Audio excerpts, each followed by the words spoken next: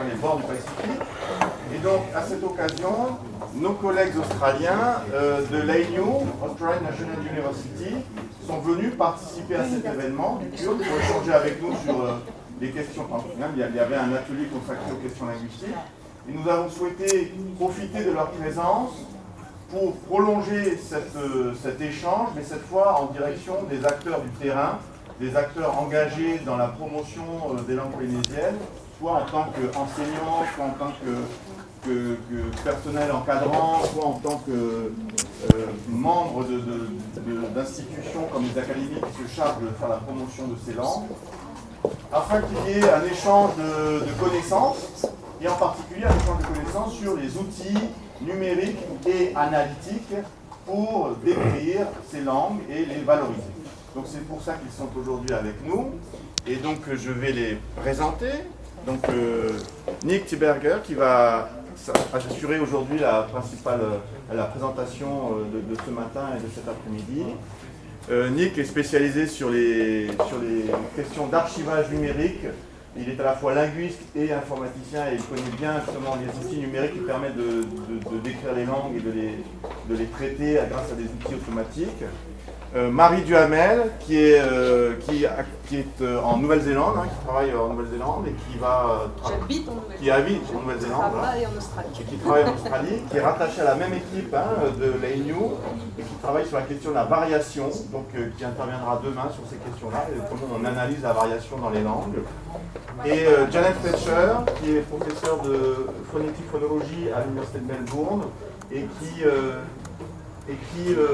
va intervenir également demain sur en particulier la manipulation du logiciel PRAT qui permet de travailler sur les aspects davantage phonologiques, phonétiques des langues. Donc elles seront néanmoins là aujourd'hui, elles participeront également aux ateliers, parce que tout de suite après la présentation les gens vont se mettre en atelier et donc les interactions auront lieu dans le cadre des ateliers également. D'accord. Donc là, c'était la présentation de nos partenaires qui vont animer à la fois les présentations générales et les ateliers. J'aimerais également vous présenter vous. Alors, on ne va pas faire un tour de table individuel parce que ça va être un peu long et on perdra du temps pour la présentation. Bonjour. Je suis petit. Bonjour. Alors, je sais pas, il reste de la place au fond? Il y a deux chaises. Il y a deux chaises là. Non mais pas besoin. Oui, là c'est en plénière, on n'a peut-être pas encore besoin de mettre des ordinateurs. Les ordinateurs, ce sera surtout au moment des ateliers. Au moment des ateliers, on dépliera les tables et on se redistribuera sur les deux espaces.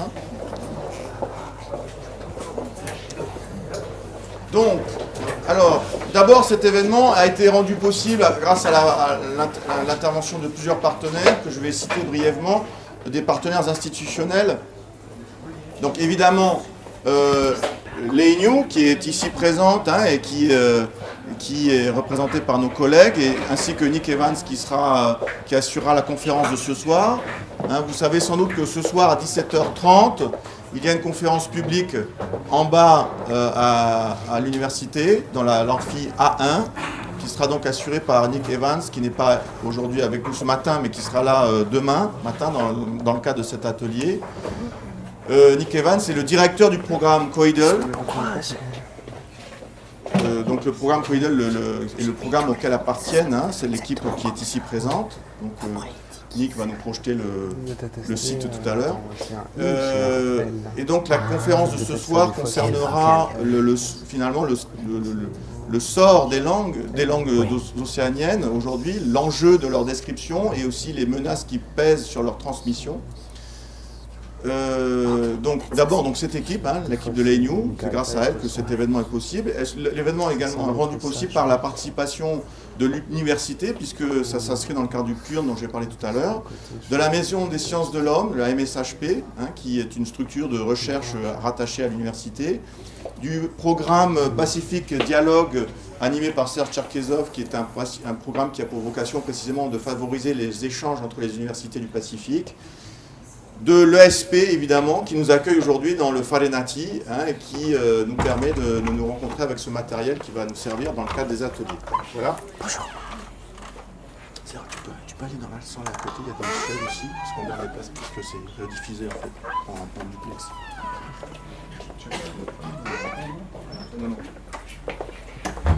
Bien, donc pour l'enjeu de cet atelier, c'est de permettre que des acteurs de terrain puissent prendre connaissance des outils disponibles pour décrire les langues, pour les enregistrer, pour les décrire, et ensuite participent, sans être forcément linguistes eux-mêmes, participent au processus de collecte, de valorisation, de diffusion de ce patrimoine linguistique dont nous savons qu'il est pour partie menacé. Et donc, c'est pour ça que nous avons souhaité qu'il y ait la représentation large des différents acteurs de cette dynamique. Et donc, ce qui caractérise effectivement ces deux journées, c'est la présence de partenaires de différents horizons. Alors, je vais citer des partenaires du premier degré, avec des inspecteurs et des enseignants animateurs de langues vivantes régionales et de TIS, puisque là, on est à la croisée à la fois des langues et des outils informatiques. Donc ils sont représentés aujourd'hui. Si vous voulez lever la main, les gens du premier degré, pour qu'on vous identifie. Voilà, donc vous voyez que vous êtes largement majoritaire dans cette assemblée. Mais il y a également des représentants des académies. Donc l'Académie tahitienne est ici représentée. Levez la main, s'il vous plaît bien, qu'on vous identifie. L'Académie Paumotu, voilà, et l'Académie marquisienne. Voilà, chers collègues, merci. Puis également des services du pays qui sont également engagés dans la promotion et dans la valorisation des langues. Donc le service de la culture, voilà, merci.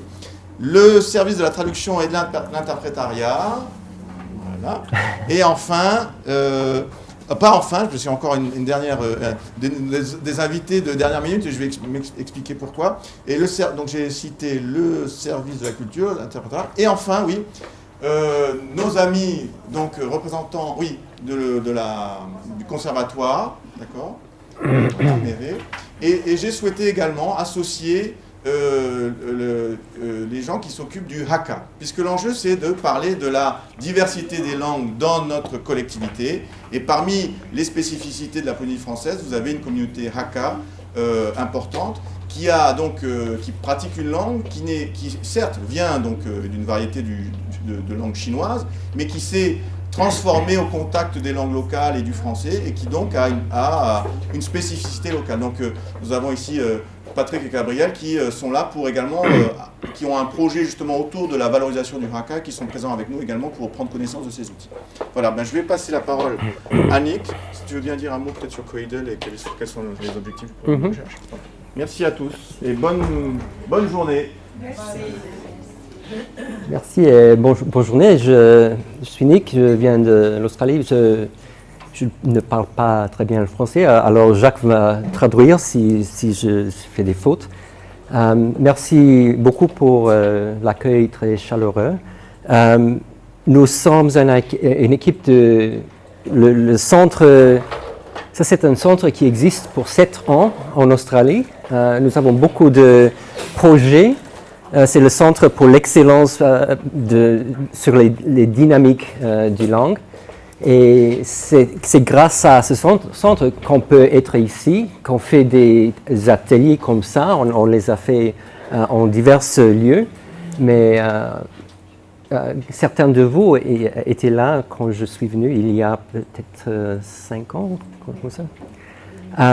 Alors, le projet de dynamique de langue, on est là, on a des chercheurs sur plusieurs topics, comment les enfants apprennent les langues, apprennent la langue, l'histoire du langage, comment est-ce que les humains ont créé, ont développé la langue, et comment ça se fait dans le cervelle, qu'on fait que la langue est processée. Oui, traitée par le cerveau. Comment le cerveau humain traite le langage en fait, pour que nous puissions parler. Ouais.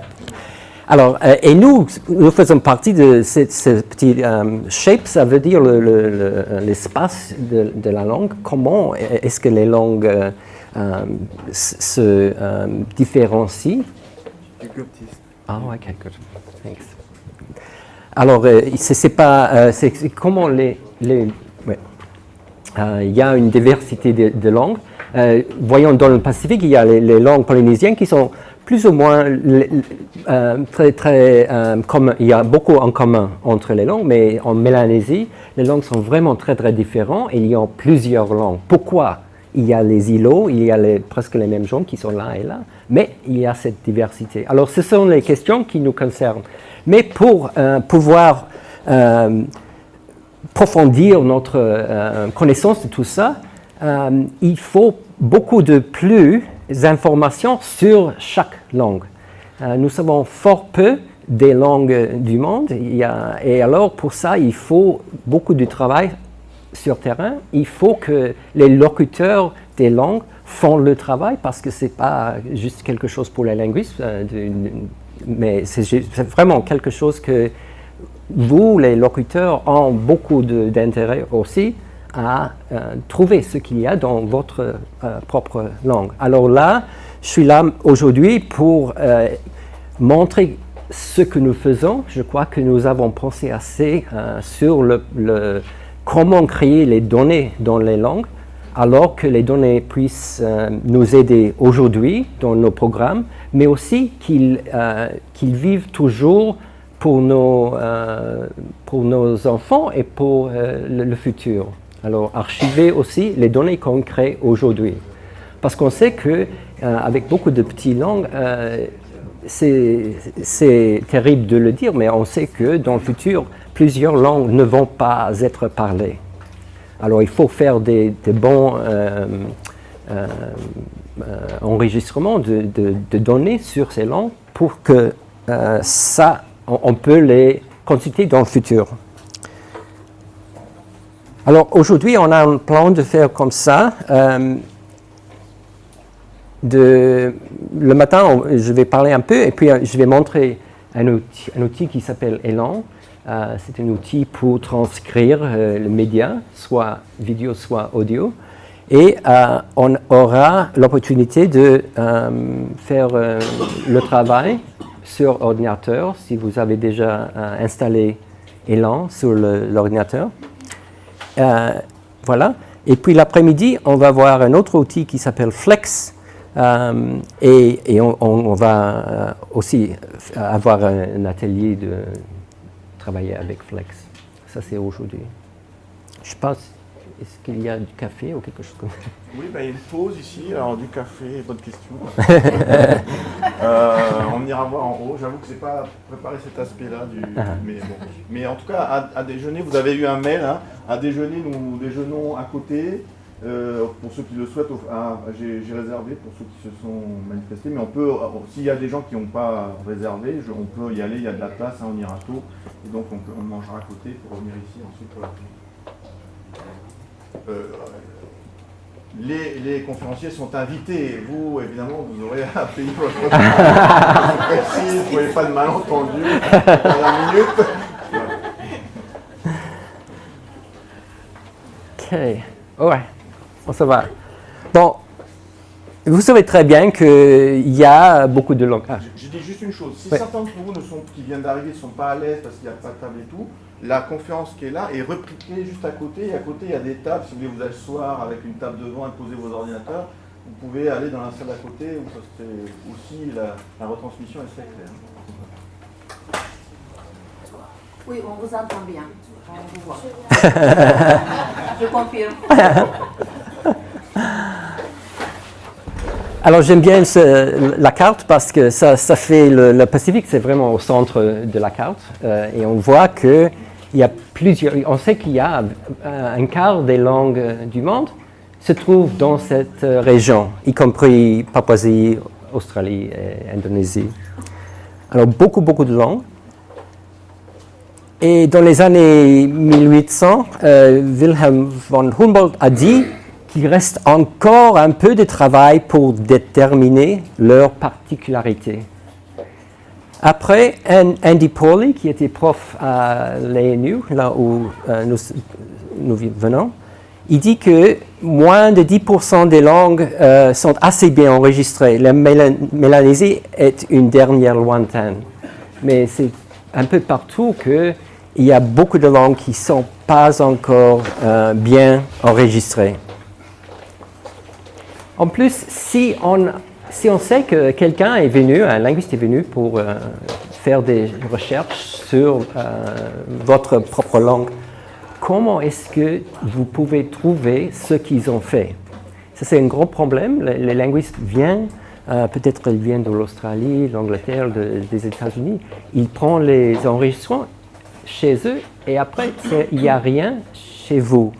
Alors, est-ce que l'enregistrement que vous voulez est là, ou est-ce qu'il est là, ou est-ce qu'il est là? On ne peut pas le trouver. Même plus, aujourd'hui, c'est les fichiers. Et est-ce que c'est là? Est-ce que c'est là? Comment le trouver? En plus, c'est dans une université. C'est là, c'est là, c'est là. Où est-ce qu'on peut trouver ces données? Et ça, c'est un gros problème, je crois. Et ça fait honte à nous, les chercheurs, qui ont fait qu'on ne restitue pas les données qu'on a prises aux locuteurs dans leur propre village ou pays. Bon, alors pourquoi créer ces données? Je crois que c'est clair, mais je vais parler des petites langues. Petites langues, c'est presque toutes les langues du monde. Ce n'est pas les langues comme anglais, français, les petites langues qui ont 1000, 2000, 10 000, même 100 000 locuteurs, même peut-être plus. Et je crois que j'ai dit qu'il faut sauvegarder les enregistrements, les données qu'on a fait pour le futur, et il faut créer de plus. Si on regarde les données qu'on a pour anglais, pour français, il y a beaucoup. Il y a toutes les histoires, il y a toute l'écriture, il y a les dictionnaires, il y a tout ça. Chaque langue mérite d'avoir le même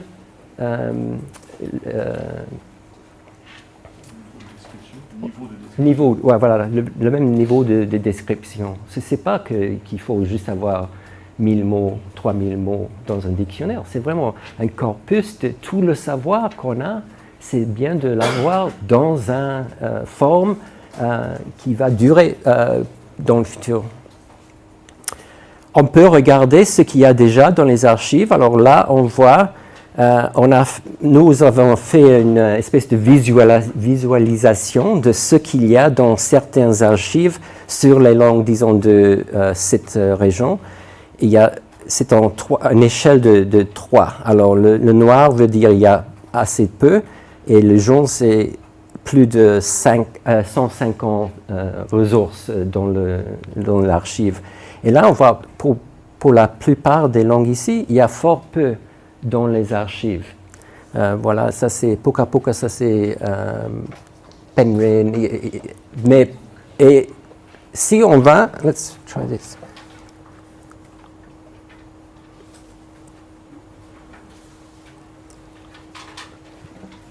Il y a ces pages, ça c'est la page du OLAC, ça veut dire la communauté des archives linguistiques ouvertes.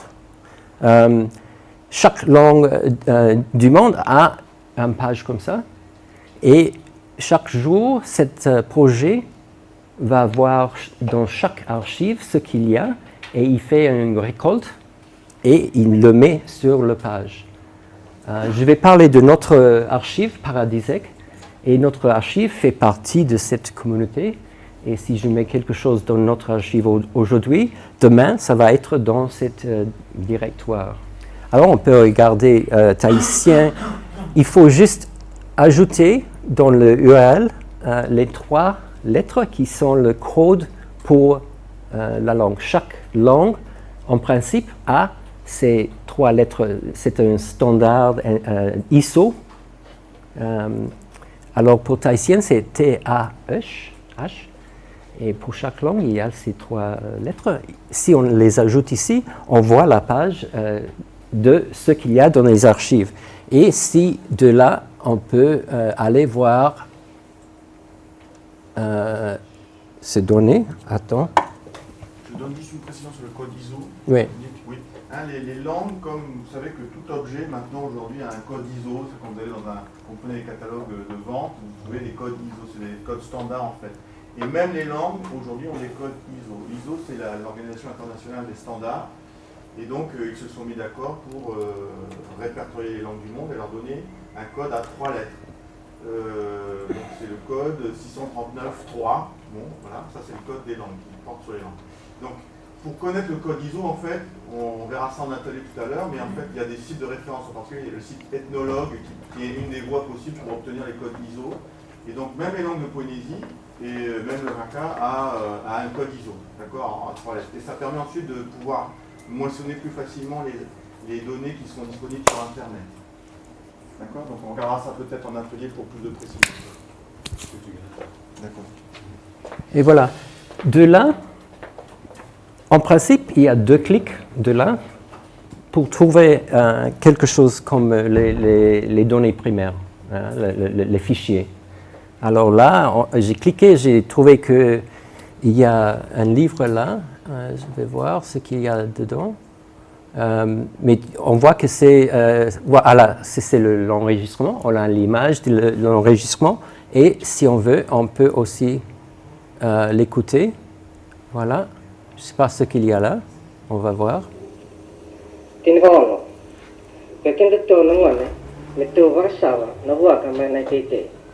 Alors, alors là, on voit que ça dit Polynesian Languages, mais il y a rien d'autre là, parce que ce sont des données qui sont venues d'un prof ancien qui est mort, et il n'y a rien d'autre là. Il y a l'enregistrement, il dit Polynesian Languages sur la boîte, mais on ne sait plus. Alors, on le met en ligne, et après, on attend que quelqu'un l'écoute et dit « Ah, ça c'est figé ». Et on peut ajouter cette information dans les métadonnées. Et comme on voit là, Marquésien c'est MQM, Tuamotu c'est PMT. Et on peut voir ce qu'il y a là en utilisant ces URL.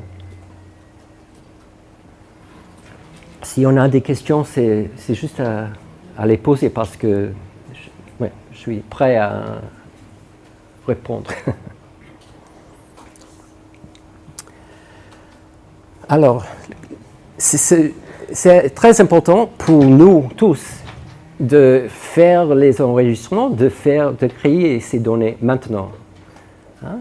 On peut travailler avec les grand-mères, le grand-père, avec n'importe qui pour créer les données. Ce n'est pas grand travail, mais il faut le faire. Sinon, ça va se perdre. Moi, je l'ai fait avec je fais ce travail je travaille à Vanuatu et j'ai fait beaucoup d'enregistrements, même avec des gens aborigènes en Australie.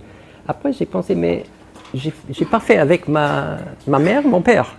Alors, j'ai enregistré même ma mère, mon père, et ils sont morts. Maintenant, j'ai les enregistrements qui parlent de leur vie.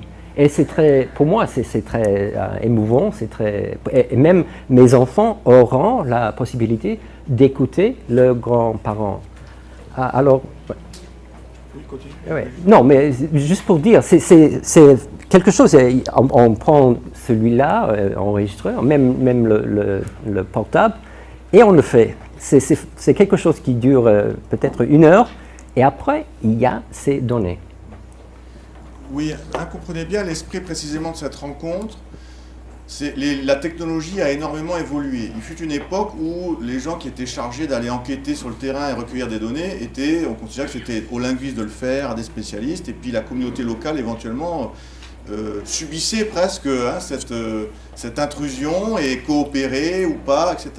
L'enjeu aujourd'hui, c'est parce que les coûts des matériaux ont considérablement réduit, parce que nous disposons aujourd'hui de l'apport de l'informatique et de la possibilité de partager des données via Internet, la configuration a complètement changé. C'est-à-dire que nous tous, même si nous ne sommes pas linguistes, même si nous ne sommes pas des spécialistes, nous pouvons, dans notre réseau social autour de nous, collecter de l'information, collecter des histoires dans nos langues, dans les langues qui sont parlées par nos cousins, nos parents, nos beaux-parents, etc.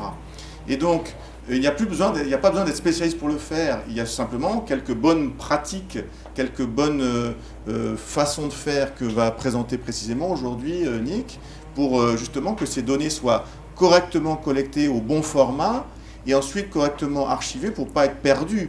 Parce que ça ne sert à rien de collecter si ensuite ça disparaît dans les caisses, les boîtes à chaussures que vous avez vues tout à l'heure. Vous comprenez? Donc l'enjeu, c'est comment on fait pour, en quelque sorte, démocratiser le processus de collecte dans une époque, dans une étape où précisément les langues sont très menacées. Donc si on attend qu'un linguiste vienne collecter, il y a certaines zones qui ne seront jamais couvertes, parce qu'il n'y a pas le linguiste qui est disponible à ce moment-là pour aller sur le terrain, enquêter à tel endroit, dans telle île, auprès de telle famille, qui dispose pourtant de connaissances très intéressantes, vous comprenez? Donc voilà, l'idée c'est ça, c'est de démocratiser le processus de collecte. Exactement, merci. Alors, ça c'est une espèce de schéma, comment faire ce travail. Alors, c'est plutôt ciblé sur les linguistes, mais je crois que on peut l'utiliser aussi pour n'importe quel projet. Alors, si on veut le faire, d'abord, il faut planer, il faut planifier. Alors, si on fait un enregistrement, il faut le nommer. Et nommer les enregistrements, maintenant, avec les fichiers numériques, c'est très facile de les perdre. Nous savons tous, non? On fait des photographes, on fait des enregistrements, et puis on le met sur l'ordinateur, et puis, où est-ce que c'est perdu? Alors, le bien nommer, et avoir un lieu où on peut mettre les métadonnées. Ça veut dire, si on prend un photographe, on note le nom du photographe sur l'appareil photographique, mais dans un petit livre, on écrit ce qu'il y a dans cette image. Et même on peut le mettre dans une base de données, quelque chose comme ça. Et les deux, ça va créer un fichier digital qu'on peut archiver. Alors le problème pour nous, c'est qu'il n'y a pas assez d'archives. Et là, c'est un des points maintenant que nous savons, il faut créer plusieurs archives dans le monde pour accepter ces fichiers. Parce que si on dit, alors, allez-y, créez beaucoup de fichiers et chacun de vous va faire tout ce travail, ou mettre toutes les données. Peut-être c'est avec les académies, peut-être c'est l'université, je ne sais pas où, mais ça c'est un des problèmes qu'on a maintenant. Après les avoir archivés, on peut les transcrire. Et après, on va voir Elan, c'est un outil pour transcrire, mais on peut même transcrire en papier avec un stylo. Hein. Ce n'est pas forcément qu'on doit utiliser tous ces outils. On peut le faire sur papier. Après, pour nous, les linguistes, on dit qu'il y a un corpus, ça veut dire plusieurs fichiers, sons, vidéos et les textes. Alors pour nous, c'est quelque chose qu'on peut en plus interroger, on peut utiliser pour créer des histoires, créer des livres, sites web, même les dictionnaires.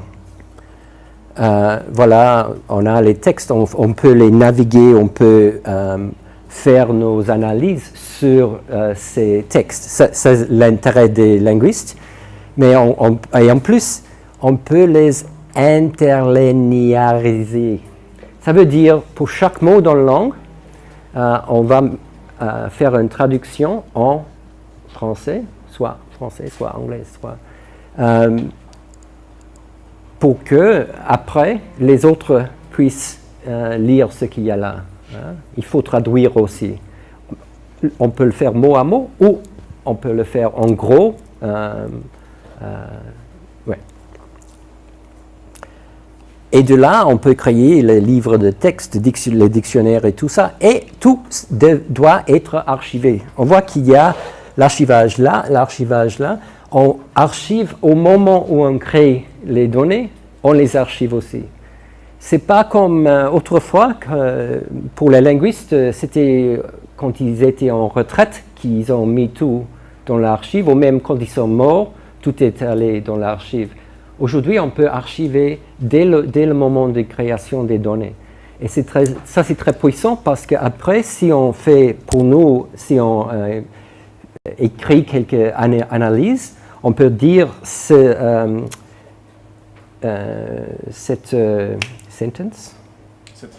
phrase existe dans l'archive. Et vous qui lisez ce que j'écris là, vous pouvez l'écouter. Mais avant, c'était pour nous, les linguistes, c'était pas comme ça qu'on a dit, on a créé des phrases, on les a mis dans les dictionnaires, dans les travaux d'analyse, et on a dit, il faut avoir confiance en moi que ça existe. Et des fois, on a créé des phrases pour faire une épreuve de théorie, et ce n'était pas quelque chose qui existait vraiment. Alors maintenant, on peut dire que tout est là dans l'archive. Allez regarder, écouter, et moi je base toutes mes analyses sur ce qu'il y a dans l'archive. C'est beaucoup plus, pour nous, c'est beaucoup plus fort scientifiquement de dire qu'il y a les données et nous faisons notre travail basé sur ces données. Alors ça, c'est une espèce de schéma. Je ne veux pas que tout ce dont je vais parler aujourd'hui ajoute trop au travail. Enfin, je crois que peut-être c'est un peu de... Il y a des jours où on peut parler très bien français, il y a d'autres jours qu'on ne peut pas vraiment. Et malheureusement, c'est l'autre chose.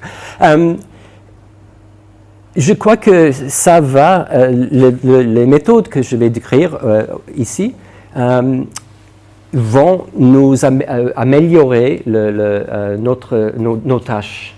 Ça fait que on peut faire beaucoup de plus si on suit ces méthodes, comme on va voir.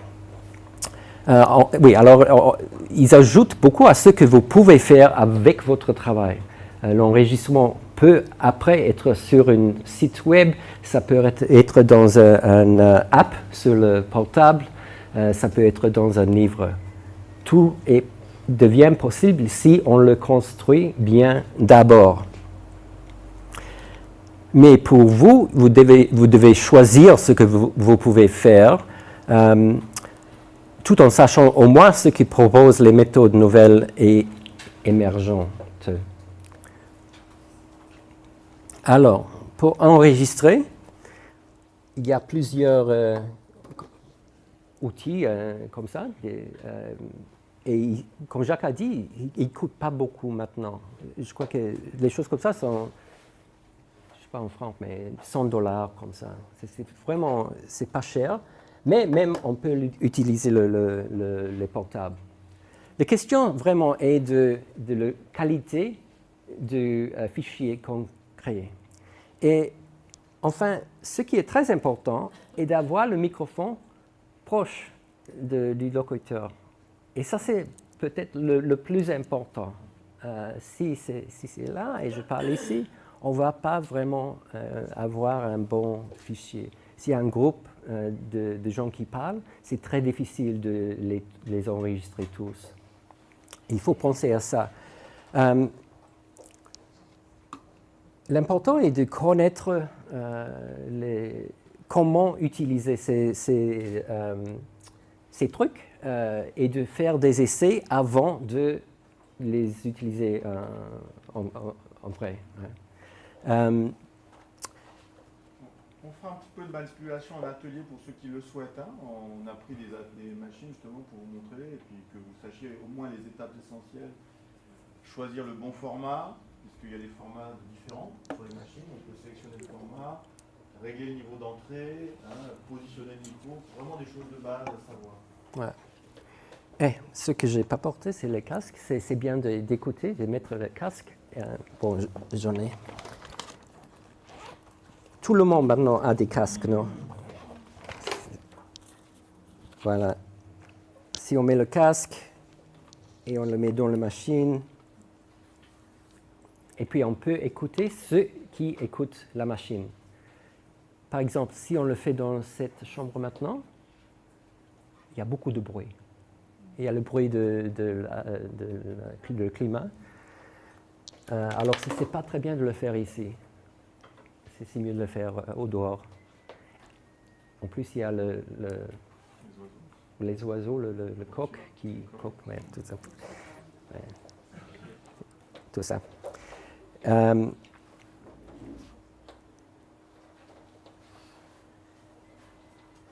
Oui, c'est bien de chaque machine, on peut mettre la date et l'heure sur la machine.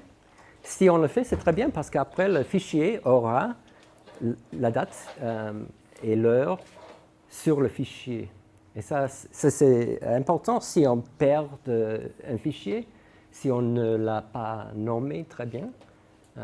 Au moins, on peut dire, je sais que je l'ai fait sur une telle date. Alors, nommer des fichiers, comme je dis, ça c'est vraiment très important. Ça c'est le point où on peut perdre tout si on ne fait pas, si on ne pense pas au nom. Chaque outil va créer des noms, mais ils ne sont pas des noms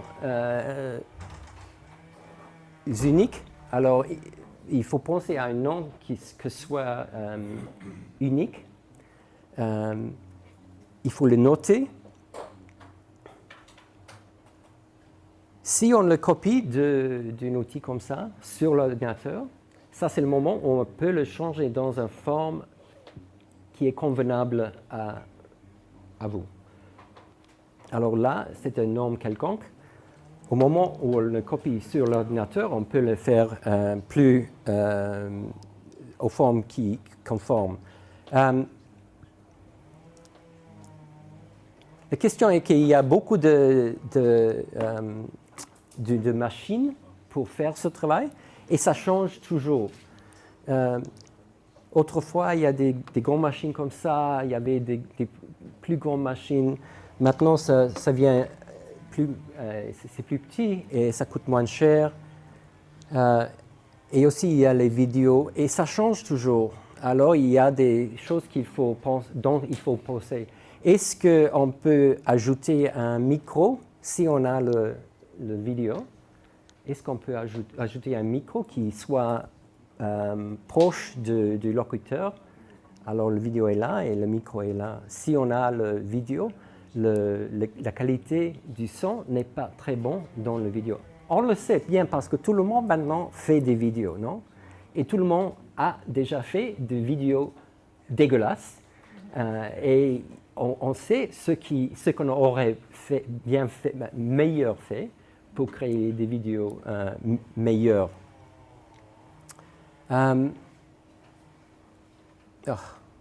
Pardon. Ah bon. Avec l'enregistrement, il faut vraiment penser à ces petites choses. S'il y a du vent, c'est bien d'avoir quelque chose comme ça qu'on peut mettre sur le micro pour éviter le vent. Et même si c'est quelqu'un qui fait beaucoup d'explosions avec ça peut éviter ça aussi. Et si on va faire un enregistrement d'une heure ou d'une demi-heure, c'est bien d'avoir un pied de microphone, stand, pour ne pas devoir le tenir en main. Quand on commence à faire l'enregistrement, c'est bien de parler et de dire je suis là à Papeete aujourd'hui avec ma grand-mère qui s'appelle et qui va parler de et la date est et ça se trouve sur l'enregistrement.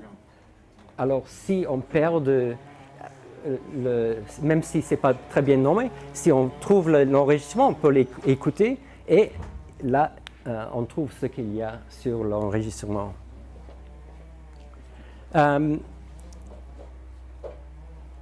La qualité du fichier, si on peut choisir, il y a des fois qu'on ne peut pas choisir. Peut-être on est là et on va enregistrer sur le portable et c'est MP3. C'est mieux que rien. Mais si on a le choix, c'est bien d'avoir au moins 44 kHz. Et si d'habitude, ça c'est ce qu'on a sur les machines. C'est 44 ou 48 kHz et 16 bits. Ça c'est très bien, si on peut le faire. Et si on a le choix, pourquoi pas faire au standard comme ça. Beaucoup de machines vous permettent d'avoir un... Ouais. Justement sur les téléphones, parce que souvent les gens font comme ça des enregistrements avec des téléphones portables. Généralement sur les portables c'est du MP3. Oui. On ne peut pas les paramétrer pour passer en WAV. On peut ajouter d'autres apps qui le font en WAV. Hein? Alors, ok, oui, j'ai parlé de MP3. MP3, c'est compressé. Et quand on fait une compression, on jette une partie de l'information. Et pour le voix humain, ce n'est pas si terrible. Mais c'est mieux d'avoir le format WAV. Ouais. Alors, comme Jacques dit, sur les portables, ce n'est pas forcément facile de l'avoir en WAV format, mais on peut télécharger des apps pour le faire. Ouais. Oui. Non, Michael disait simplement que aussi dans le matériel d'enregistrement, il peut y avoir comme éléments supplémentaires, éventuellement des micros de ce type-là. Ah oui. Oui. Le téléphone et avec l'application sans perte, il se substitue en fait à l'achat complet d'un appareil. Oui. Vous disiez à tous. En fait, au pôle numérique, on a des microphones pour téléphone qui nous permet de justement de mieux suppléer le matériel qu'on a d'enregistrement audio. Et ça, c'est spécialement fait pour téléphone parce que dessus, il y a 4 broches qui permettent justement de distinguer la partie écouteur de la partie microphone. Et sur les téléphones portables, du moins sur les iPhones, on peut régler la qualité du dictaphone dans les préférences du dictaphone, en tout cas sur iOS 12, il y a qualité audio sans perte. Après, je ne sais pas si c'est du Wave 16 bits, mais voilà, ça peut être déjà mieux que d'acheter un outil qui coûte quand même un minimum $100, du moins pour le H1N, le Zoom H1N, qui est celui-là en fait. Voilà. Ouais. Merci.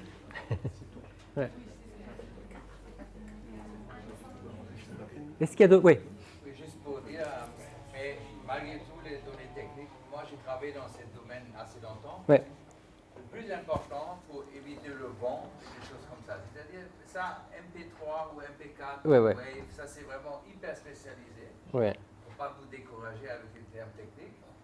Le plus important c'est la qualité de l'enregistrement, c'est-à-dire bonne qualité de microphone, bon positionnement, pas de vent, pas des bruits, pas des coques, tout ce qu'il faut. Moi j'ai fait des enregistrements dans les années 86 avec les meilleurs enregistreurs cassette qui existaient à l'époque et ça marche très bien parce que je connais ce métier. C'est ça le truc qui est vraiment important. Et moi, je veux juste dire, c'est décourager à des données techniques. On peut avoir des bons résultats avec des moyens assez simples, même avec si on sait où on positionne la personne, l'interlocuteur, où il n'y a pas de vent, il n'y a pas de bruit.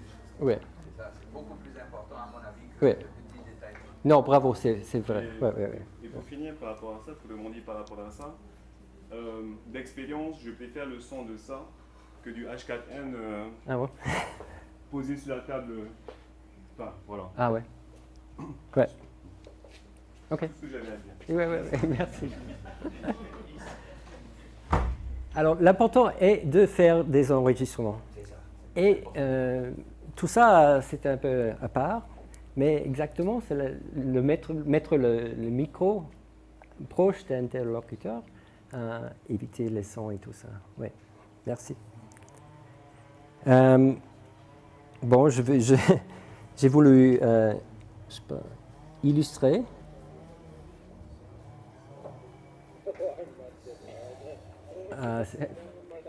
C'est un enregistrement où le micro est trop loin et on n'écoute rien.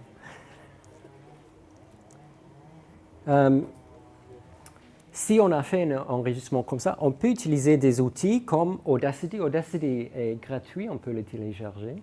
Et on peut amplifier. Alors ça, c'est au pire, on peut le faire. Mais c'est mieux de faire un bon enregistrement au commencement. Si on amplifie un enregistrement qu'on a fait mal, on va amplifier même tous les coques, tout le vent et tout ça. Ça va être amplifié aussi. Alors, ce n'est pas un bon choix. Ouais. Ah, je laisse ça parce que c'est vraiment trop de détails. Ah, pour illustrer, j'ai enregistré des femmes qui chantent. C'est dans la nuit. Il y a le feu qui fait du bruit. Et il y a ce groupe de femmes. Alors, j'ai mis, c'était une de celui. Et là, on peut ajouter d'autres micros. Alors, il y a 2 micros ici. Et j'ai ajouté 2 autres. Alors, j'ai pu avoir 4 tracks, 4 pistes, avec les femmes qui chantent. Et c'était vraiment très, très bon. Je l'ai mis, on voit que ce n'est pas très, très proche, mais le nuit était assez... il n'y avait pas de vent. Et je ne sais pas si on peut... Ah, peut-être ça ne marche pas. OK. Mais ça a réussi. Hein? Alors, c'est vraiment à penser, si on a un groupe comme ça, comment est-ce qu'on va les enregistrer pour pouvoir avoir le meilleur son qui de là. Peter, I can't hear it. Ah.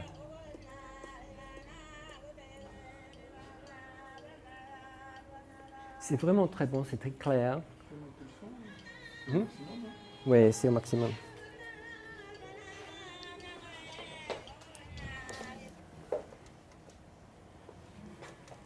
Ah. On va voir.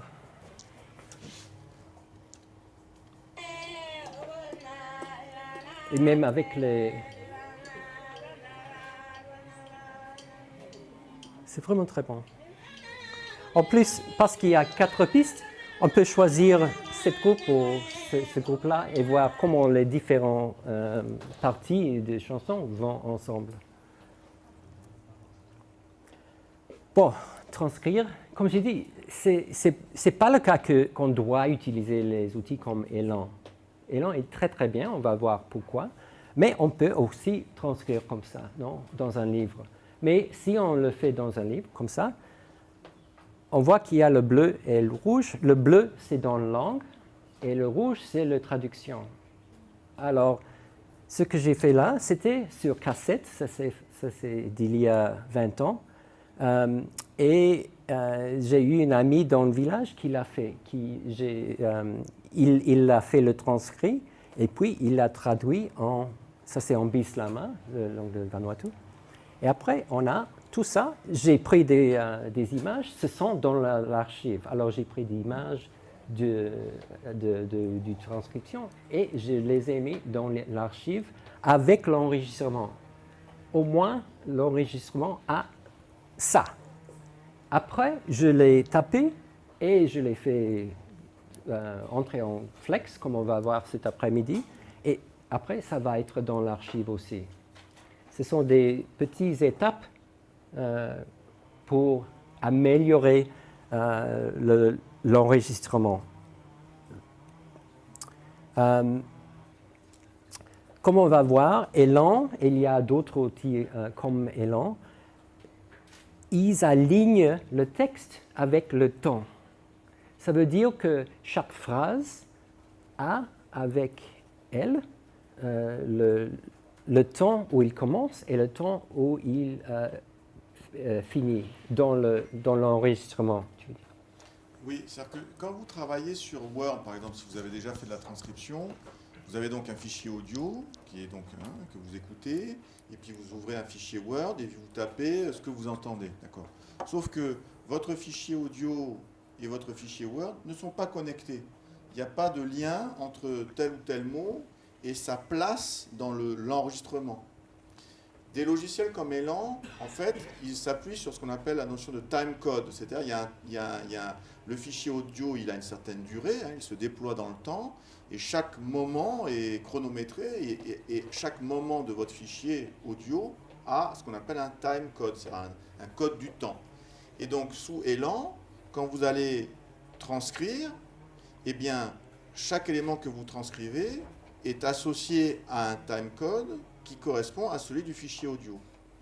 Et du coup, via ce timecode, cette ligne du temps qui est codée, les deux informations sont appareillées, c'est-à-dire que chaque élément de votre transcription peut être rattaché très précisément à un moment du temps de votre fichier audio. Les deux fichiers restent indépendants l'un de l'autre. Hein. Le fichier Elan ne se superpose pas au fichier. Le fichier Elan, oui, ne se superpose pas au fichier audio. Ça reste deux éléments, mais via l'indication du timecode, les deux sont liés et chaque élément de votre transcription est rattaché à un segment du temps de votre enregistrement. Et ça, c'est très important parce que ça veut dire qu'à tout moment, si vous voulez réécouter tel passage, quand vous le cherchez sous sa forme texte, vous pouvez retrouver la version audio du fichier audio via cette connexion par le timecode. En plus, on peut sortir le fichier texte comme sous-titre. Alors, si on a une vidéo ou même un fichier audio, on peut ajouter les sous-titres à ces fichiers. Ça, et comme j'ai dit, le travail qu'on fait, on peut avoir plusieurs outputs. Produits. Alors, on fait le travail ici, mais après, on peut avoir les sous-titres ou bien les mettre dans un corpus où on va chercher tous les exemplaires de quelque chose et avoir le média là avec. Alors, pour nous, linguistes, si on fait une analyse et on dit qu'un tel segment dans la langue existe, mais on trouve qu'il y a quelques exemplaires dans les transcriptions qui ne sont pas comme tous les autres. On peut les écouter, on peut dire non, c'est une faute de transcription et ça, c'est pas problème. Alors, on est toujours dans le média, on peut toujours écouter ce qu'on a. Quand on présente les textes sur papier, le texte en site web, on peut avoir avec le texte le média. Et on peut écouter, on peut voir la vidéo, c'est tout lié. Mais il faut d'abord avoir fait la transcription en élan. Si on le fait sur papier, alors il y a le papier, il y a la vidéo, mais il n'y a pas de lien entre les deux.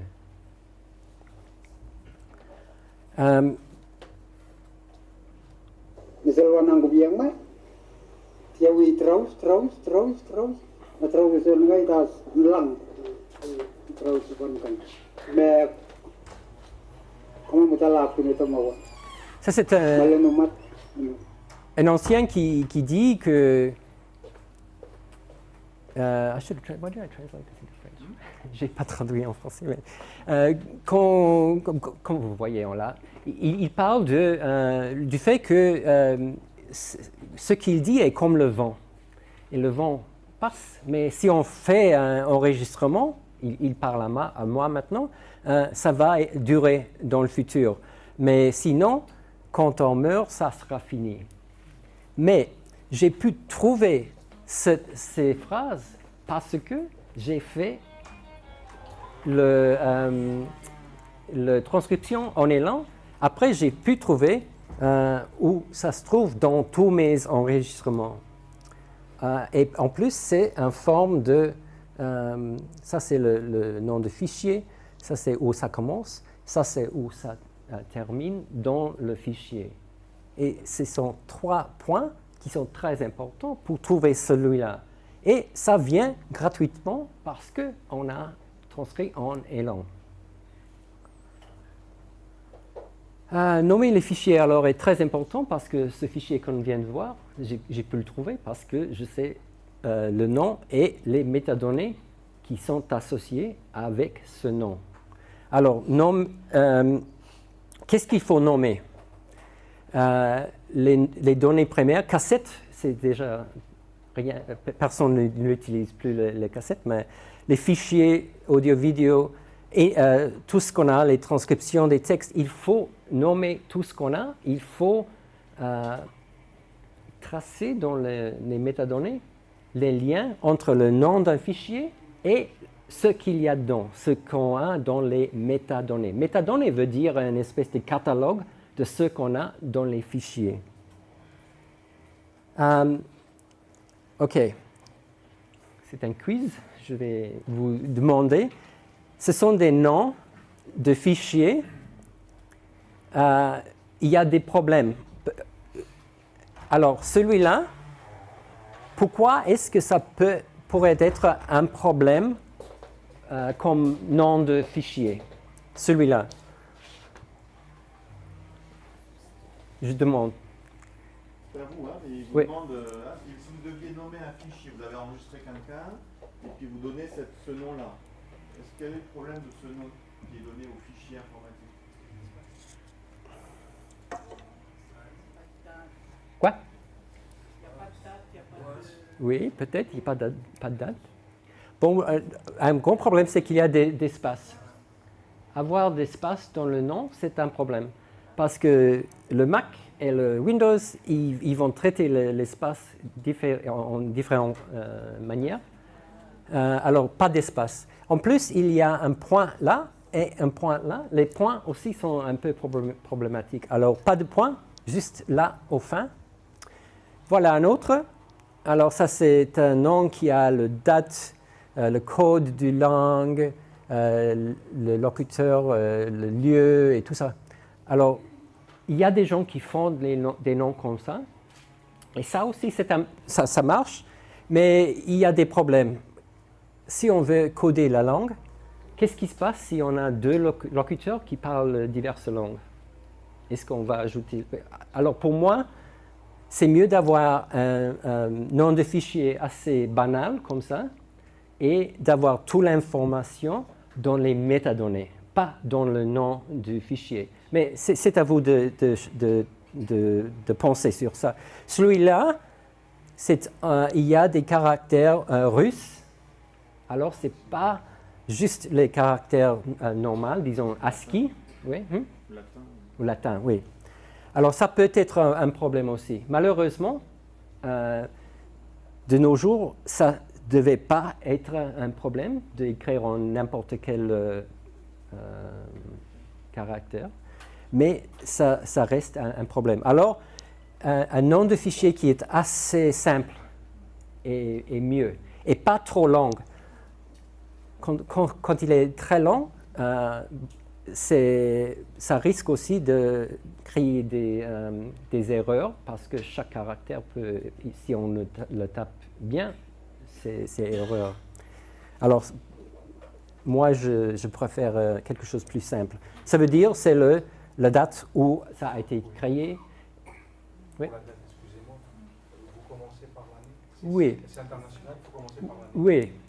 C'est mieux si on le fait comme ça. Ça c'est le 15 février 2014. Et parce que si on les met dans un rang, on peut les trier. Oui. Ça trie. Non, c'est toujours cette chronologie, parce que nous, on commence d'abord par le Oui. 30e du jour. Oui. D'abord l'année, etc. Oui. Surtout parce que quand c'est trié automatiquement dans une liste, tu vas avoir les éléments vont être chronologiques en fait ensuite. Oui. Oui. Voilà. Les noms, peut-être, comme je dis, c'est mieux d'avoir un nom assez simple. Et parce qu'il y a si on le met dans un archive, il y a des systèmes Unix ou tous les systèmes d'ordinateurs dans les archives qui sont différents des systèmes micro et les noms doivent survivre le passage du micro à l'archive et pour ça, les noms simples vont durer mieux. Alors, oui, comme j'ai dit, les caméras, les appareils photographiques et tout ça, ils vont donner des noms comme ça. Et chaque mois, un autre fichier va être créé avec le même nom. Alors, on le sait déjà, non? Chaque mois, il y a une image 34 de 7 mois. Alors, le problème, c'est qu'il faut les changer. Ce sont des... Oui. Alors, le nom simple, et ça, c'est comme on a vu avant, c'est un peu compliqué. Je ne veux pas utiliser celui-là. Je ne sais pas ce qu'il fait.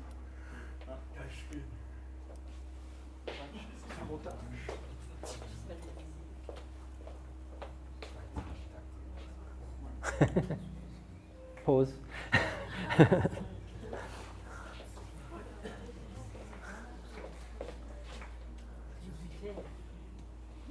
Ah, merci. Merci.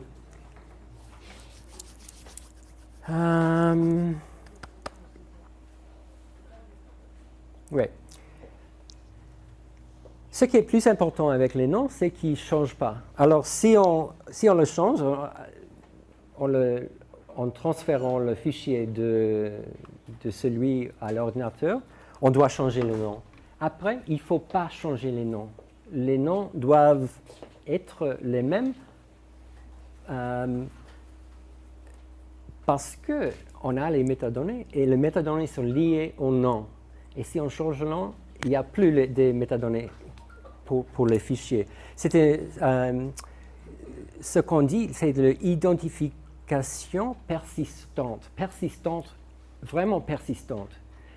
Et en plus, quand le fichier arrive dans l'archive, c'est bien de maintenir le même nom qu'on a déjà donné dans l'archive, alors que dans le futur, le même fichier aura toujours, nous pouvons toujours trouver ce qu'il y a dans cet fichier. Oui, donc c'est vraiment une étape importante pour vous dans la réflexion, c'est-à-dire que vous devez, comme l'a dit Nick, réfléchir vous-même à la nomenclature, c'est-à-dire comment vous allez nommer vos fichiers, parce que, comme il l'a dit, hein, la machine donne un nom. Hein, bon, et c'est vous qui allez renommer une première fois. Mais il faut que vous ayez réfléchi à la nomenclature que vous allez adopter de manière pérenne. Il me semble d'ailleurs qu'en français, il parle plutôt d'identification pérenne. Pérenne. Hein, donc c'est quelque chose qui dure dans le temps. Et vous allez utiliser le même protocole sur le long terme. Et donc une fois que vous avez renommé votre fichier, il ne faut plus vous amuser à le renommer un mois plus tard ou 3 mois plus tard, parce qu'il se trouve qu'à ce nom-là, vous allez associer des métadonnées, et si vous avez obligé de modifier en cascade les différents documents auxquels vous avez associé le fichier, vous allez voir, enfin l'information et les liens sont rompus en fait. D'accord ? Donc c'est vraiment une étape qui paraît simple, mais qui est fondamentale. C'est-à-dire réfléchir à la manière dont vous allez nommer vos fichiers selon une nomenclature stable que vous allez conserver ensuite dans le temps.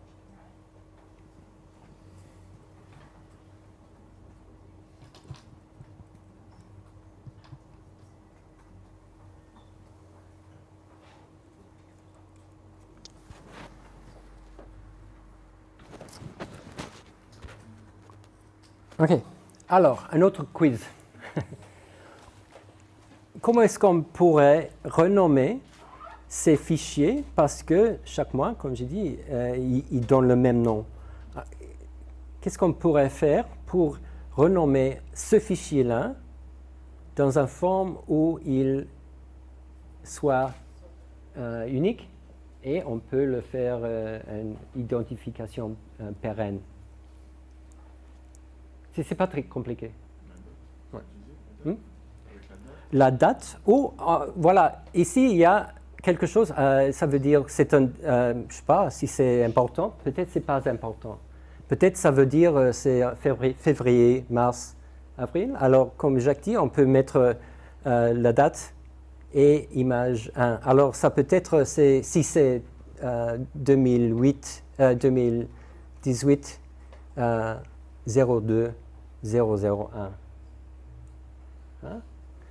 Alors, I don't think I put an answer in. No.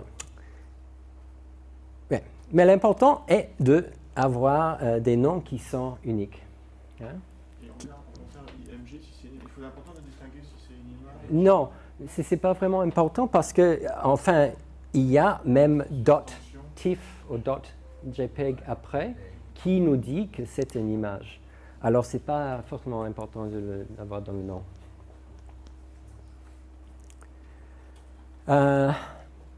Alors, pour tout ce qu'on fait, on veut que les données, c'est-à-dire les fichiers qu'on crée, soient utilisables, réutilisables dans le futur. Qu'est-ce qu'il y a qui nous permet de réutiliser les fichiers dans le futur? On a déjà une expérience d'une vingtaine d'ans avec les ordinateurs. On sait déjà que si on a créé un fichier Microsoft Word il y a 20 ans, on ne réussit maintenant à le rouvrir. Hein? C'est juste 20 ans, mais avec Word, c'est déjà presque impossible de rouvrir les fichiers d'il y a longtemps. Alors il faut penser à comment faire les fichiers, faire que les fichiers soient vivants dans le futur. Alors ne pas les sauvegarder dans un format Microsoft. Microsoft, c'est une grande compagnie et les formats qu'ils nous imposent sont la propriété de Microsoft. Et ils vont changer toujours les formats parce que c'est un modèle pour eux, parce qu'il faut toujours acheter un nouvel logiciel. Alors, c'est important d'exporter. Alors, si on a un fichier Microsoft Word, on peut le sauvegarder en RTF. RTF est texte. Et PDF pour montrer comment ça doit être présenté. PDF et RTF, c'est bon pour archiver. Les médias, bon, ça c'est le même. Sur les vidéos, chaque vidéo a son propre format. Et il faut quand on le met sur l'ordinateur, il faut voir si on va le maintenir dans le format de vidéo ou on va le changer, disons, en MP4, quelque chose comme ça. Mais le texte, je crois que c'est le plus important. Les trucs comme PowerPoint et tout ça, ça ne va pas durer. PowerPoint, c'est bien pour montrer des choses, mais ce n'est pas quelque chose qu'on met dans l'archive. PowerPoint, ouais. Alors, il faut penser aux données qui vont être montrées dans quelques logiciels comme PowerPoint. C'est très bien pour montrer les choses, comme je fais maintenant, mais ce n'est pas où les données doivent vivre. Les données doivent vivre dans l'archive, dans nos travail, et on peut exporter en divers formats parce qu'on a créé les données dans une forme qui permet de le faire. Mais il faut demander si quelque chose n'est pas très clair.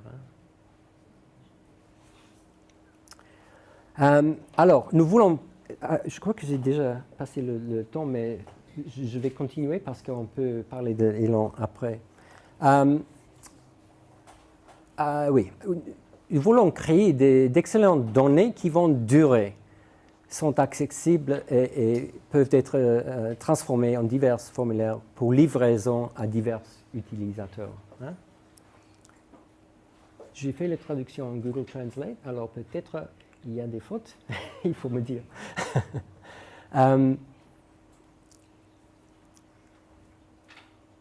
Oui, je crois que j'ai déjà dit tout ça. Être accessible, ça c'est peut-être un problème. Accessible veut dire que, si c'est dans une archive, on a déjà décrit ce qu'il y a dans le fichier d'une manière où quelqu'un peut le trouver. Ce n'est pas assez de dire un fichier. Un fichier, non, je ne sais pas. Un fichier que j'ai enregistré à Tahiti, c'est mieux. À Tahiti, à une telle date, avec une telle personne, sur ce sujet, avec d'autres gens qui sont là, c'est mieux. Alors, les métadonnées, on peut les enrichir incrémentalement. Ouais. En plus, si on fait un enregistrement avec quelqu'un, il faut avoir leur permission de le mettre dans un archive.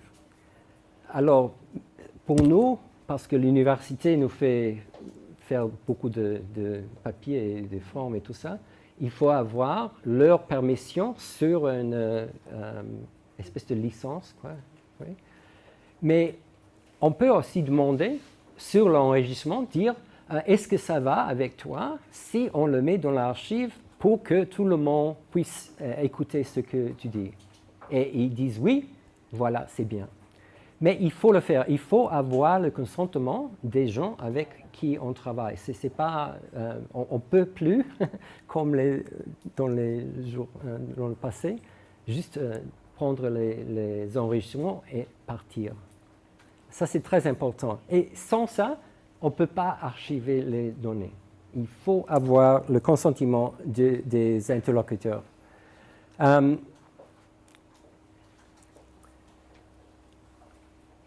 Comme j'ai dit, la façon de travailler avec ces données, c'est qu'on veut les convertir en divers formats.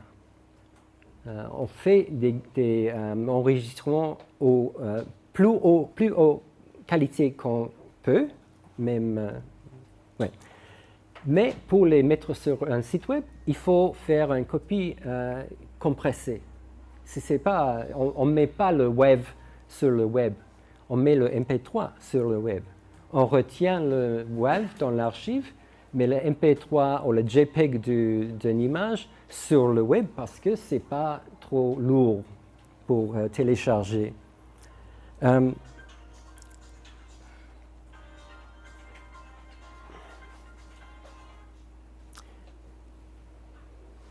Les logiciels qu'on utilise et les outils comme ça, c'est important de ne pas verrouiller les données dans un format propriétaire. Comme j'ai dit, Microsoft, c'est un format propriétaire. C'est un format qui appartient à Microsoft, aux compagnies de Microsoft. Alors, les formats ouverts sont beaucoup mieux parce qu'on sait que ça va durer. Peut-être, non? Non? OK. Les formats ouverts sont tout le temps en train d'évoluer. Pardon? Les formats ouverts sont tout le temps en train d'évoluer puisque tout le monde participe à l'amélioration de ces formats. Oui.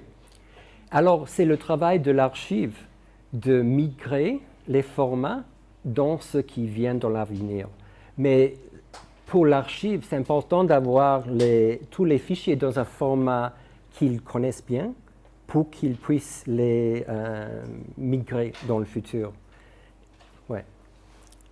Et on sait qu'on va migrer, on sait que ça va changer. On sait que le format numérique est très fragile. Et c'est pour ça qu'il faut faire toutes ces interventions et des pensées d'archiver, de faire plusieurs copies, parce que c'est très fragile. OK. Alors, les deux outils dont on va parler aujourd'hui, c'est Elan pour transcrire, comme on a dit, et puis pour annoter les transcriptions, c'est Fieldworks ou Flex, c'est la même chose. Et Flex fait deux choses, c'est créer le corpus de texte et aussi ça vous permet de créer des bases de données lexicales et des dictionnaires.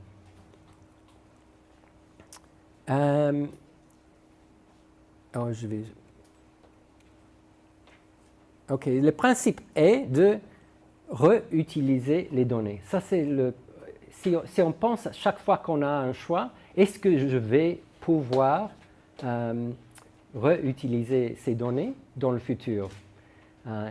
Quand je fais un choix de logiciel, est-ce que ce logiciel me permet de importer mes données et d'exporter mes données dans un format qui va être réutilisable dans le futur. Il y a des logiciels où on met des données, mais après, on ne peut pas vraiment les extraire. Et ça, c'est un grand problème.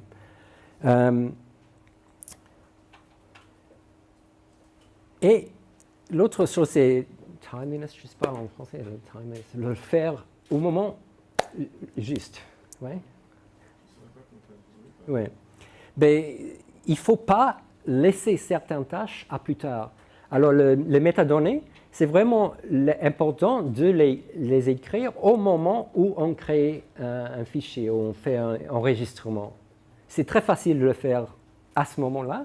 Si on le laisse à le lendemain ou puis la semaine prochaine, on oublie. Et puis, ça, c'est un grand problème. Alors, toujours avoir avec soi, si on fait les choses, un petit bouquin, quelque chose, on écrit ce qu'on a fait.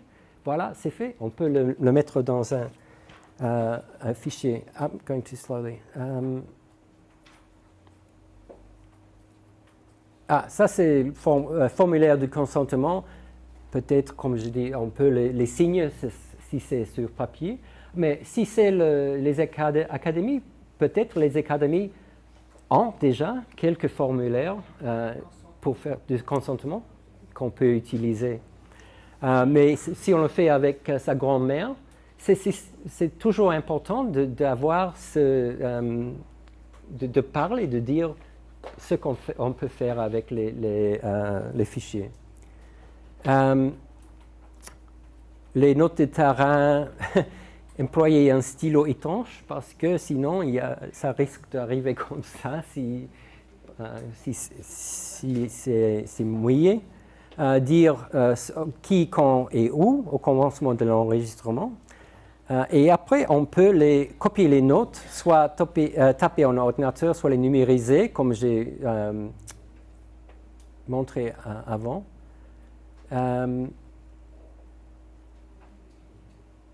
Oui. Conserver une liste des fichiers créés au fur et à mesure de leur création. On peut les mettre dans un tableur ou une base de données. Et ce qu'il y a comme métadonnées, c'est le nom de l'objet, disons le fichier, la date, les rôles. Alors, il y a celui est locuteur, celui est chanteur, celui est quoi, où il a été créé un titre. Alors, c'est ma grand-mère qui parle d'X, etc. Et on peut le mettre comme ça dans un tableur. Le nom du fichier, voilà, une petite description, la date, dans un tel format. Non, je vais... Le code, comme Jacques a dit, les codes sont importants pour l'ordinateur, les codes ISO pour chaque langue, parce qu'il y a des fois, il y a des langues qui ont le même nom. Comme mono, c'est un nom de 4 langues dans le monde.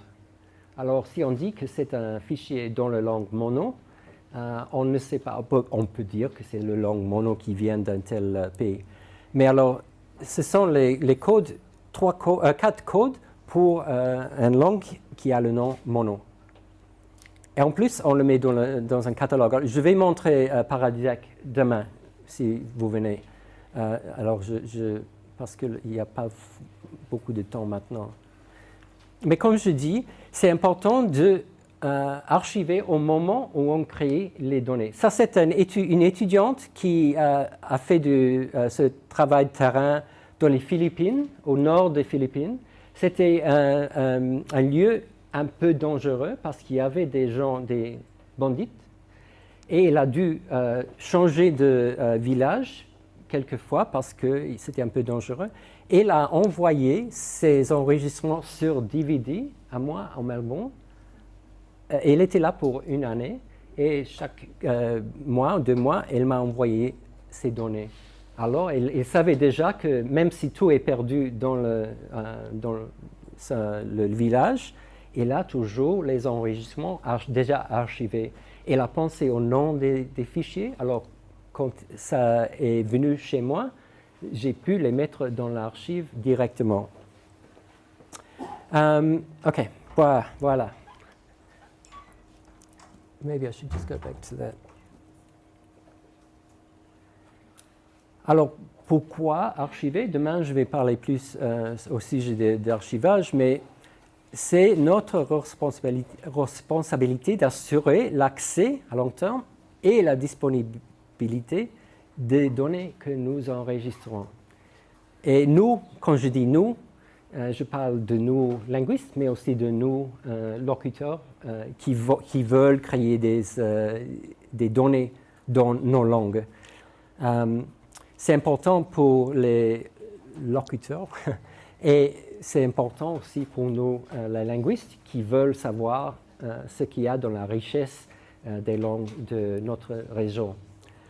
Alors ça y est pour le moment. Est-ce qu'il y a des questions avant que... Peut-être on va faire une pause, je pense. Je pense que je vais faire une pause. Alors, parce qu'en fait, on avait prévu la pause entre la plénière et puis les ateliers. Oui. Parce que là, tu n'as pas présenté Elan. Je ne sais pas si tu voulais présenter un peu les principes généraux de Elan avant de passer en atelier. Ok. Oui. On fait la pause avant l'atelier. Ok. Non, on peut aller direct à Elan maintenant, si tu veux. Mais tu fais une présentation générale ou tu veux faire l'atelier direct? Non, je fais une générale d'abord, oui. Des questions sur tout ça? Oui. Nick, on pourra avoir ta présentation sur clé? Oui, bien sûr. Je le donne à Jacques. Oui. Donc on va passer à la présentation de Elan, ensuite on fera la pause et ensuite on fera un atelier pour travailler sur Elan. Ok.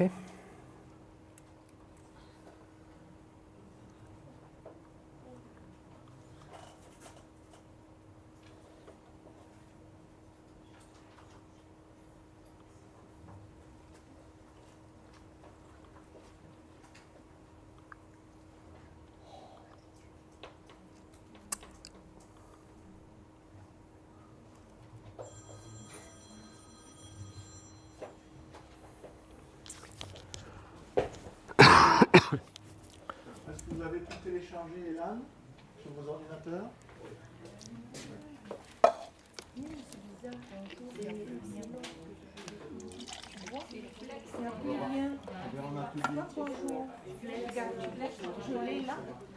Non, réussit pas. Il y a juste un truc en carré. Ok. Ah, ok. Ah, c'est non. Oui. Il va vous montrer en atelier.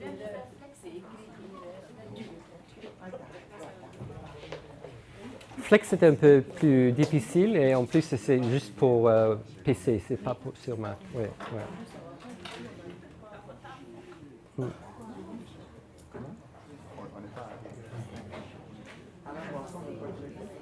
Personne n'a fait ça.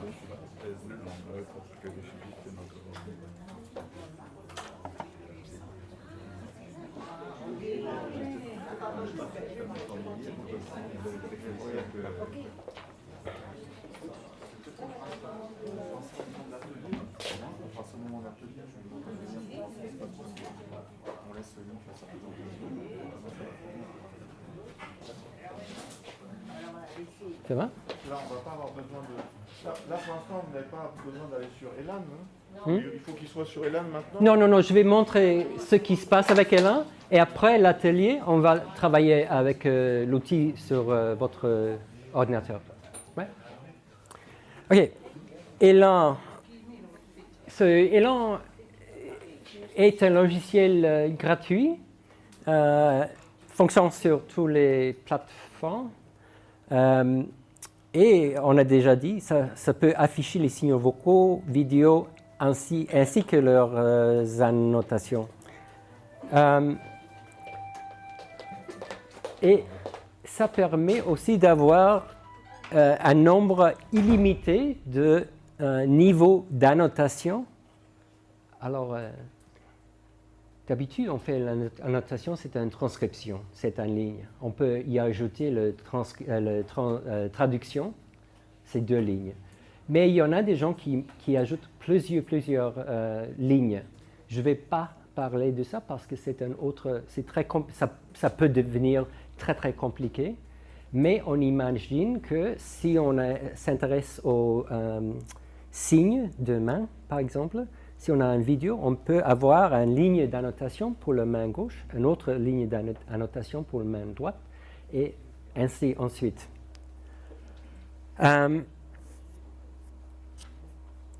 Ok, je crois que vous avez déjà téléchargé Elan. Je crois que c'est assez simple de le télécharger. En plus, il y a des manuels, il y a beaucoup d'informations sur Elan parce qu'il y a beaucoup d'utilisateurs dans le monde qui ont créé il y a des vidéos, il y a des sites web en plusieurs langues sur comment utiliser Elan. Voilà, c'est le site. Et ce qui est génial aussi, c'est qu'on peut changer, c'est-à-dire localiser Elan dans ces langues, alors en français.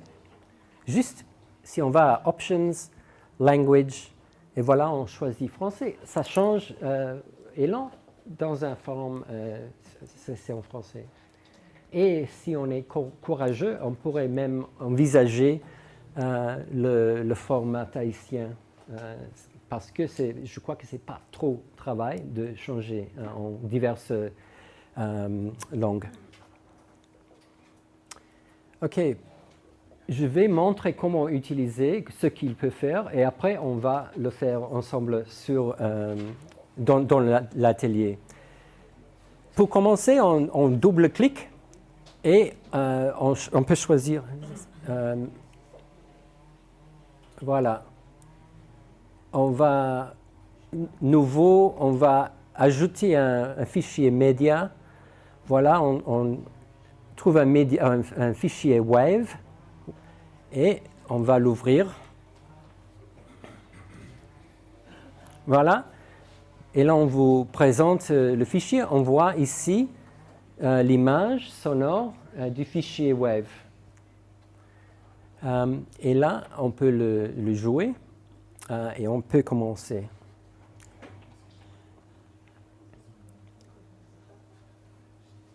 Si on veut, on peut ajouter des vidéos et aussi d'audio.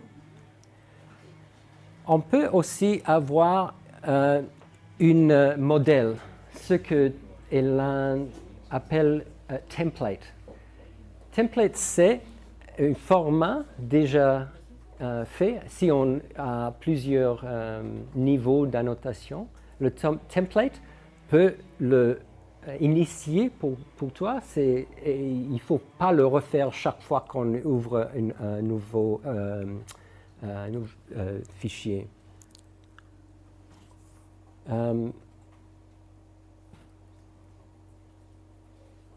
Alors, si on a une vidéo, ça va être là-haut et on va avoir le fichier Wave là. Si on veut travailler avec vidéo, il faut extraire le fichier Wave du vidéo. Parce que sinon, on ne peut pas voir le fichier, le Wave, le format ici. Ça, c'est utile parce que là, on peut voir qu'ici, il y a un silence. Et là, il y a quelque chose qui se passe. Et ça aide à faire la transcription. Alors, c'est bien d'avoir un fichier Wave pour faire ce travail. Si c'était MP3, on ne voit pas ce forme de sonore. Hein. Oui, donc là, je reviens sur ce qui a été dit tout à l'heure. Vous savez, on a parlé des formats, puis on s'est dit, bon, le format, c'est pas si important que ça. Enfin, si, quand même. Si. Parce que moi, j'ai travaillé sur Elan, je travaille sur Elan, et je vous assure que faire de la transcription, quand on n'a pas l'oscilloscope, l'oscillogramme du signal audio, c'est moins agréable que quand on l'a. Donc, si vous avez fait un enregistrement en format Wave, vous l'avez. Si votre enregistrement est en format MP3, vous ne l'avez pas. Mais on peut effectivement basculer du MP3 vers le WAV. Ouais. Mais la qualité du fichier est moins bonne. On peut reconvertir, mais en fait, c'est dans la conversion artificielle, en fait. Ouais. Donc, il vaut mieux avoir dès le départ un fichier Wave. Ouais. Et ça suppose donc qu'au moment où vous prenez votre machine, on regardera ça en atelier, on choisit le format sur la machine. Donc, il suffit de l'apprendre une fois, puis après, c'est facile. C'est la première fois que c'est difficile parce qu'on ne sait pas où il faut chercher, dans quel menu et tout. Mais une fois qu'on l'a fait une fois, je vous assure qu'après c'est facile. Okay.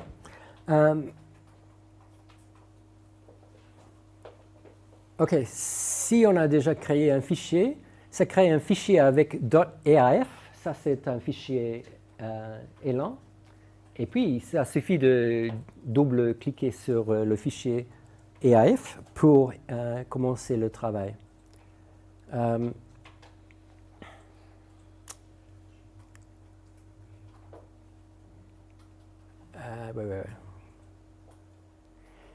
Bon, Elan crée un fichier qui a le PFSX, on va le voir sur l'ordinateur. On peut le ignorer, c'est juste pour Elan, c'est pas quelque chose qu'il faut sauvegarder, c'est juste quelque chose qu'il crée pour le moment où il fait le travail. On peut le supprimer. Quand on commence, on peut faire que Elan fait le sauvegarde du fichier chaque minute si on veut. C'est bien de le faire parce que Elan est gratuit, il y a des fois que ça crash. Crash, c'est en français aussi? Se plante, oui. Alors, c'est bien de le sauvegarder très souvent, alors qu'on ne perd trop de travail.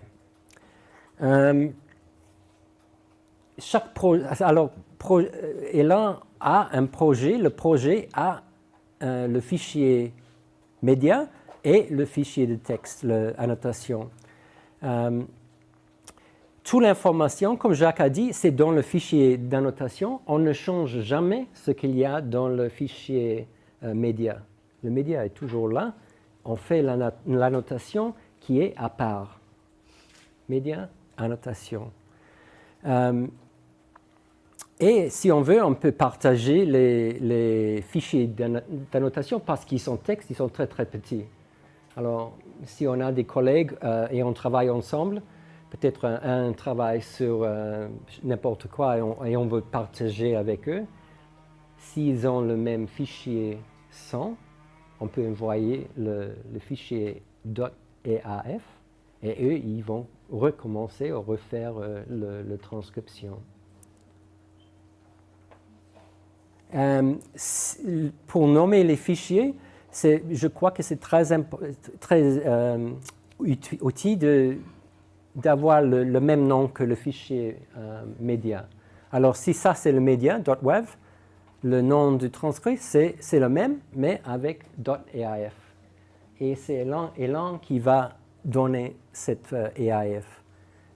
Mais c'est bien d'avoir les deux ensemble parce qu'après on sait que celui est le transcrit de celui-là. Sinon, ça devient un peu difficile de trouver les transcrits et tout ça. C'est très simple, mais ça va éviter beaucoup de problèmes après.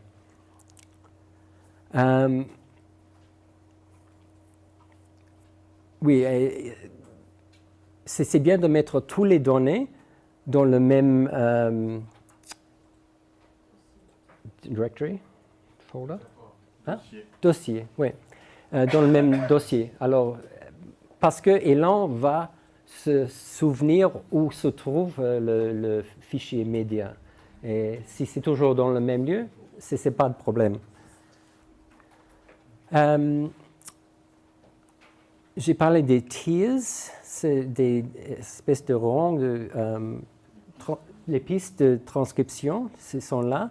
Ça, c'est où on va voir le WAV.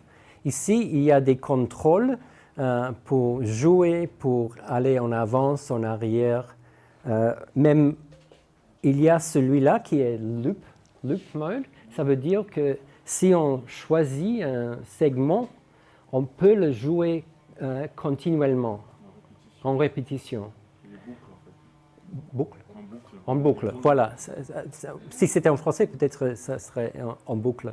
Et c'est assez bien parce que pour transcrire, des fois, il faut écouter pour savoir ce qu'il y a et pour l'écrire. Voilà.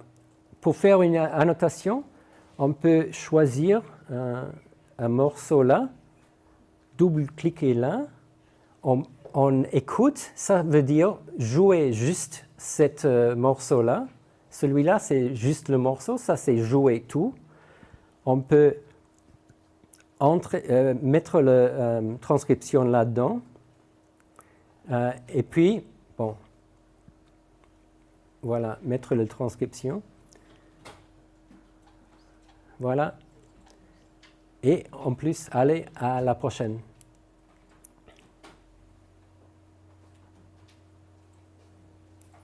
C'est choisir, double-clic, jouer.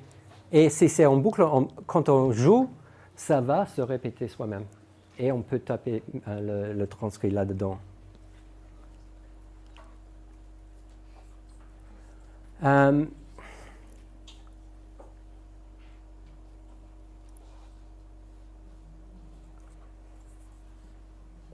Si on veut changer, alors ça c'est la notation et ça veut dire que ça commence ici et ça finit là.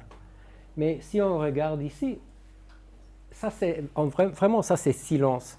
Alors on veut changer celui, le fin, on veut le mouvoir un peu, le changer, le bouger comme ça. Oui. On peut le faire en clic avec le Alt key ou Option key. Et on peut le changer. On le fait la sélection et on voit que ça change en format, le curseur change en ce format et on peut changer l'alignement. Et voilà, c'est fait.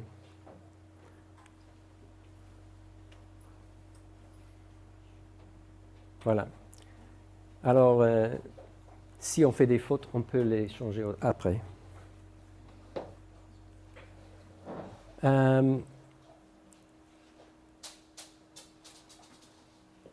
On fait la transcription là, mais on peut aussi ajouter une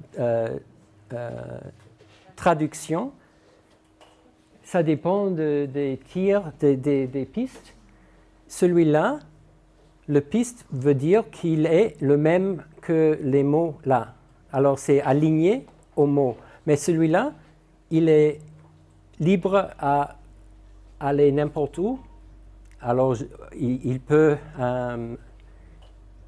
traduire tout ce qu'il y a dans le piste en haut. Mais on va le voir. Ouais. Ce qu'on peut faire avec Elan aussi, c'est d'avoir plusieurs transcrits. Et c'est une espèce de corpus de plusieurs transcrits et on peut les chercher tous. Alors ici, on voit qu'on va choisir beaucoup de fichiers. On va les ajouter à un domaine qu'on va chercher. Voilà, search text. Et en plus, on va chercher un mot, erreur. Et ça dit qu'il y a il a trouvé 5 fois ce mot. Et on peut, si on double-clique sur un mot, ça va nous présenter le mot et le média. Alors, ce sont tous de diverses transcriptions de divers médias, mais on peut aller n'importe où parce qu'on a plusieurs. Moi, j'ai, je sais pas, peut-être 50 transcriptions. C'est très puissant de pouvoir chercher dans tous les fichiers et d'écouter comme ça les exemplaires. C'est vraiment très, très important. On peut exporter en divers formats. Si ça ne vous dit rien, ce n'est pas important. Mais c'est très bien parce qu'on peut l'exporter en QuickTime Text, ça veut dire ça fait des sous-titres. Et aussi sous-titres ici, on peut exporter en format espèce de vidéo avec le sous-titre y compris. Beaucoup de formats. Je vais... Alors, c'est Elan. L'autre, il y a 2 outils, 2 logiciels. Elan que nous venons de voir, c'est assez compliqué. Alors chez nous, on a fait créer Simple Elan. C'est beaucoup plus simple. C'est vraiment juste pour faire une transcription très simple.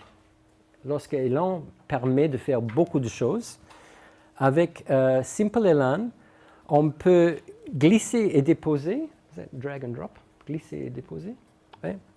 Le fichier multimédia. Alors on prend le média, on le jette sur l'écran là, et ça ouvre, et on est prêt à transcrire. Simple Elan est très bon aussi si on a déjà un transcrit, soit disons en Microsoft Word, et on veut le mettre dans ce format.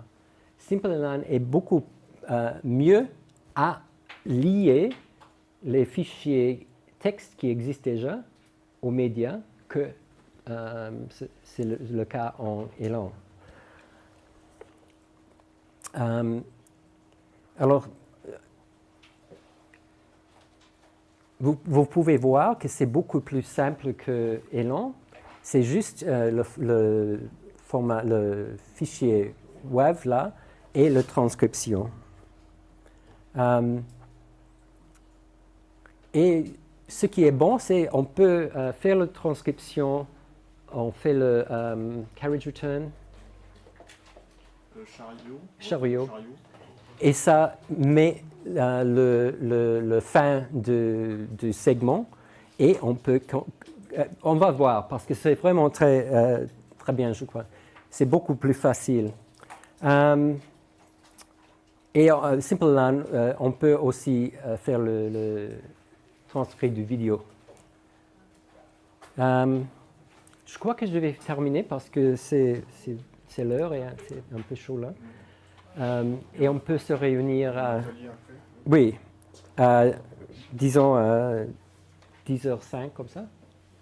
Oui. Oui. Attends. Oui. À partir d'Elan, oui. lorsqu'on a effectivement une vidéo, média, vidéo, audio, lorsqu'on a fait les annotations pour la transcription, il est possible de couper un morceau de média et d'annotation pour en générer un nouveau, ou est-ce qu'on est obligé d'avoir d'autres outils pour découper le média et refaire le travail? Je crois que c'est possible de couper le média et le transcrit et de l'exporter comme ça. Oui. Ça crée un nouveau média et une nouvelle annotation. Oui. Mais on peut regarder après. Oui. Sur Elan, c'est pas un logiciel. Elan ne permet pas de monter. C'est pas un logiciel de montage audio ou vidéo. C'est-à-dire que sur Elan, tu importes un fichier que tu as éventuellement retravaillé avant. Mais sur Elan lui-même, tu ne peux pas faire du montage et dire je veux garder que de là à là. Bon, on va voir. Je crois que c'est parce qu'on peut exporter en PRAT un extrait, un segment. Alors ça se peut, mais je ne sais pas exactement. Oui. Pour l'exportation, l'exportation, tu peux décider de sélectionner juste la. Oui, et ça fait ça coupe le média. Oui. Ça coupe le média, mais ça conserve le fichier original. Oui. Ok, on va faire pause. Donc, et on se retrouve à 15 minutes. De 15 minutes environ. Et ensuite, on se remettra en atelier. Là, vous travaillerez directement sur l'application Elan. Parce que là, c'est un peu théorique. On se plonger dans l'outil pour se rendre compte. Alors, j'ai envoyé un lien. Pour ceux qui n'ont pas de fichier Wave avec eux. J'ai envoyé un lien vers un dossier Dropbox où vous pouvez télécharger un échantillon que vous pouvez du coup prendre comme élément d'appui pour pratiquer sur Elan. Et puis ce qu'on fera également, c'est qu'on peut s'amuser à faire quelques enregistrements avec un enregistreur là, et ensuite voir comment l'importer sur votre machine et travailler sur l'élément que vous aurez enregistré. Donc ça, pour ceux que ça intéresse, on peut aussi passer par l'étape de la manipulation des enregistreurs.